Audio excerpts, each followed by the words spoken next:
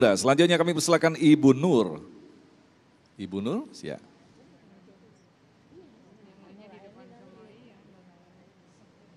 Bismillahirrahmanirrahim.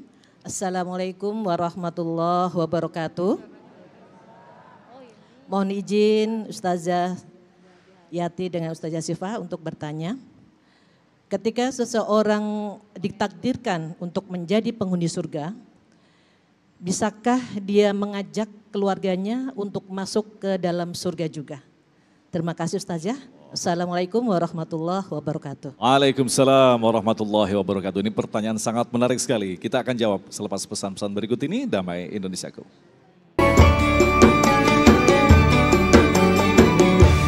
Baik, terima kasih. Anda masih bersama kami Damai Indonesiaku. Kita akan jawab pertanyaan yang terakhir berkaitan dengan takdir penghuni surga. Yang perlu ditekankan adalah takdir. Benarkah untuk mencapai surga itu adalah takdir atau memang kita dimudahkan Allah untuk mencapai surga? Bunda mungkin bisa menjelaskan terlebih dahulu dari takdir dulu nih Bun. Iya, baik. Yang pertama tadi kita sudah bahas bahwa kita masuk surga itu karena ridha Allah. Kemudian ketika kita bisa ditakdirkan masuk surga, apakah bisa? Bisa, karena ini berlaku pertama apa? Syafaat. Ibu tadi bisa, ketika kita ditakdirkan masuk surga karena ridha Allah. Kemudian seorang ibu ditakdirkan masuk surga, bisakah dia membawa orang lain? Yang ibu mau bawa siapa? Anak, mantu, suami, ya oke. Ibu mau, bapak mau, saya kasih passwordnya. Ya, saya kasih nih kuncinya. Ibu cari di sana Bu, 5221. Loh betul. Itulah di sana kita mampu memberikan amal-amal soleh kita, surga yang kita sudah mendapatkan takdir baik dari Allah sehingga kita bisa menarik keluarga kita. Surah At-Tur ayat 21. Ya. Alladzina amanu wattaba'athum dzurriyyatuhum biimanin. Orang-orang yang beriman, yang anak cucu mereka mengikuti keimanan mereka, alhaqna bihim dzurriyyatahum. Kami hubungkan mereka. Dihubungkan oleh Allah, Allah nggak nanya ibunya punya 95, anaknya minus 30. Enggak Bu, kenapa? Asalkan imannya satu, bisa terhubung. Disinilah Bu, kenapa? Wama alatnahum min amalihim. Enggak ada pengurangan, kenapa ini namanya syafaat. Jadi seorang anak, dia terjerembab di nerakanya Allah Subhanahu wa ta'ala. Begitu ternyata realnya, akunnya dibuka, ternyata oh dia anak Pak Pulan, oh dia anak Ibu Pulan. Bapaknya ketua DKM, rajin ke masjid, sholatnya rajin. Ibunya ketua majelis taklim, rajin ngaji. Coba periksa berapa debit pahalanya. Bukankah yang bisa transfer yang punya saldo? Ibu pernah ke ATM, begitu mau transfer, mohon maaf saldo Anda kurang. Ketika linknya dibuka oleh malaikat ternyata Rob, orang ini punya saldo 95,5 Allah karena ketua DKM, karena ibunya ketua majelis taklim. Anaknya dihubungkan ternyata nasabnya, imannya masih sama, hanya amalnya minus, ditarik dengan amalan orang tuanya. Ini takdir bagaimana seseorang yang memang amalan-amalannya belum mencapai derajat ke surga, tetapi dia disyafaatkan oleh orang tuanya. Maka yuk bersama-sama. Dalil yang kuatnya di mana? Ada surga sekeluarga Pak. Ya, jadi Bapak nanti nyarinya di mana? Tolong pulang dari sini di Sherlock sama anaknya. Ya, di Sherlock di mana alamatnya nanti kita ketemu. Ya, di mana? Surga Aden. Ya, di mana itu kuncinya? 13:23. Ar-Ra'd ayat 23. Jannatu adni yadkhulunaha. Surga Aden. Buat siapa? Waman sholaha min abaihim. Siapa saja yang luhurnya, nenek moyangnya orang soleh. Wa azwajihim, pasangannya orang soleh. Berapapun pasangannya, kalau soleh silahkan bawa. Wa dzurriyyatihim, cucu cicit, bawa cicit apalagi, cocot. Nah semua dibawa ya sampai ke sana kita berkumpul bersama-sama. Kayak lebaran Bu, ngumpul. Ya, kalau lebaran ngumpul ada selesainya, tapi di sana tidak ada batas waktu. Masya Allah. Nah Ustazah Syifa, berbicara tentang takdir tadi, kita tentu saja sangat bersyukur terlahir sebagai orang yang memeluk agama Islam. Lantas bagaimana dengan anak-anak yang lahir dari keluarga yang bukan Islam? Artinya ketika sampai meninggal pun dia tidak mendapatkan hidayah begitu. Bagaimana menjelaskan hal ini? Baik, bismillahirrahmanirrahim. Terkait takdir kan ada dua. Ada takdir mubrom, ada takdir mu'alak. Kalau takdir mubrom adalah takdir yang tidak bisa dirubah oleh manusia. Itu sudah ketentuannya Allah Subhanahu wa taala. Yang kedua ada takdir mu'allak. Mu'allak ini adalah takdir yang masih bisa dirubah dengan ikhtiar manusia. Kita dilahirkan dalam keadaan Yahudian atau Nasronian ya, non muslim, tetapi dengan ikhtiarnya untuk mengenal Islam, kemudian di situ Allah kasih hidayah, inilah takdir yang disebut dengan takdir mu'allak. Maka melihat takdir itu harus dari 3 sisi. Ada dari perspektif Allah Subhanahu wa taala, dari perspektif para malaikat dan perspektif manusia. Kalau dari perspektif Allah Subhanahu wa taala, semua takdir itu mubrom. Kita meninggal usia berapa, ya anak kita jumlahnya berapa, rizki kita kadarnya berapa, lahirnya di tanggal apa, itu takdir mubrom menurut Allah. Allah itu al-alim, maha tahu semuanya. Tapi kalau kita lihat yang kedua dari perspektif para malaikat. Malaikat ini kerjaannya menjalankan apa yang sudah dituliskan di Lauhil Mahfuz. Oh si A matinya hari ini tanggal ini. Ya, Masya Allah salah satu orang yang syahid matinya itu husnul khotimah pada hari Jumat. Ini hari apa Bu?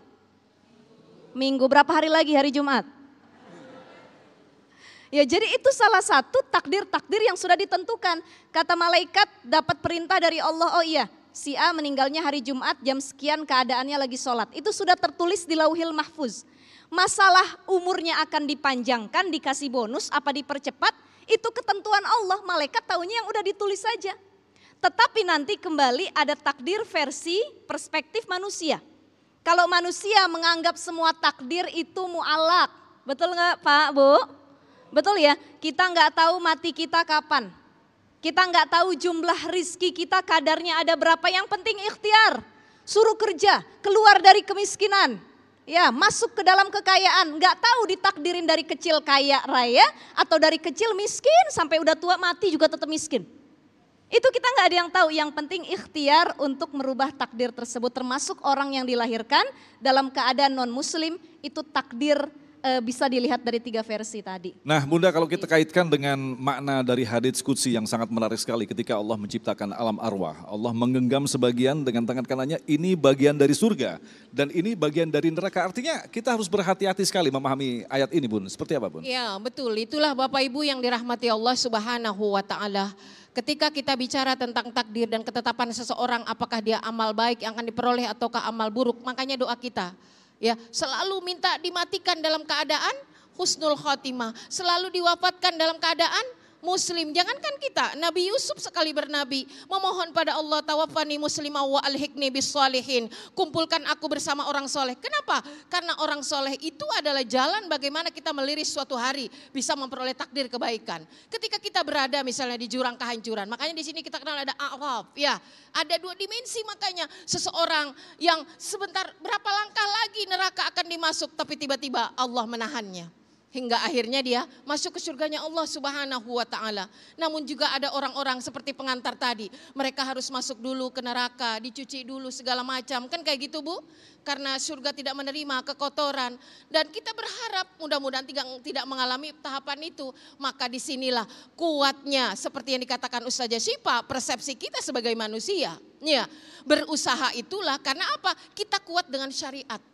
Ya, kita kuat ini dengan sesuatu sepengetahuan kita. Jangan pernah melihat sesuatu di luar pengetahuan kita. Kenapa? Kebodohan bisa menyesatkan. Allah yang maha mengetahui, wallahu ya'lamu wa antum la ta'lamun. Begitu kata Allah Subhanahu wa taala. Makanya berharap takdir kita adalah takdir baik. Ya, surga yang kita peroleh karena rahmat Allah. Syafaat dari orang baik, orang tua yang baik, guru yang baik, bahkan puncak syafaat itu adalah dari Rasul sallallahu alaihi wasallam. Terima kasih Bunda Ustazah Syifa yang telah memberikan ilmu yang sangat luar biasa sekali. Mudah-mudahan apa yang kita dengarkan tadi menjadi bahan kita untuk memperbaiki kualitas keimanan kita dan tentu saja meningkatkan kualitas baik sangka kita bahwa insya Allah kelak Allah akan memberikan rahmatnya untuk memperoleh surganya. Tetaplah bersama kami, Damai Indonesiaku.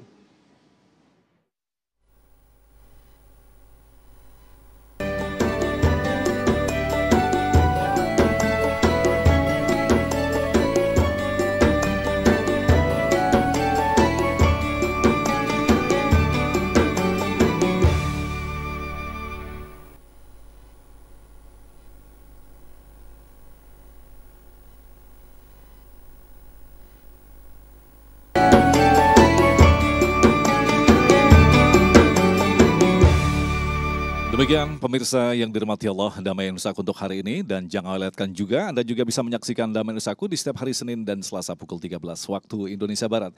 Agung Izul Haq dan kerabat kerja yang bertugas serta pendukung acara ini Sarung Wadimor, tentu Sarung kita mengucapkan terima kasih atas perhatian Anda. Assalamualaikum warahmatullahi wabarakatuh.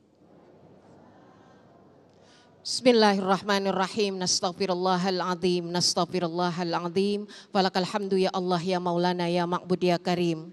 Alhamdulillahi rabbil alamin. Hamdan na'imin hamdas syakirin. Hamda yuafi ni'amahu wa yukafi mazidah. Rabbana lakal hamdu lakal syukru kama yanbaghi li jalali wajhikal karim wa li'azimi sultanik. Ya Allah, ya Rahman, ya Rahim, dengan segala kelemahan dan kekurangan kami, berilah kami pengetahuan ya Allah, agar kelak di kemudian hari kami menjadi ahlus syurga. Jadikanlah kami istri yang paham dan tahu bagaimana menjadi istri, agar bisa bersama menuju surga bersama suami.